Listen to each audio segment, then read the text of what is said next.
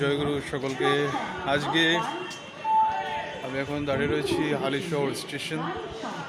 এখানে একটি বিশেষ দরকারে বলতে গেলে একটা মন্দিরে এসেছিলাম। এখানে আমাদের বীজপুর মন্দির আছে। আপনারা সবাই জানেন যে হালিশহর বীজপুর বা কাছড়াপাড়ার মাঝামাঝি। তো এখন ট্রেন আসেনি, এখন দেখতে পাচ্ছেন এই ব্রিজ হচ্ছে ফাঁকা, এই মা দাঁড়িয়ে রয়েছে। তো চলুন আমরা এখন ট্রেন ধরার জন্য এগিয়ে যাই। আপনারা দেখতে থাকুন পরম দয়াল ইউটিউব চ্যানেল। সবাইকে জয়গুরু।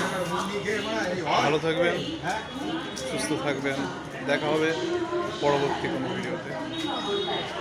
এখন আমরা এখান থেকে নামবো, তারপর গন্তব্যস্থলে পৌঁছে যাবো।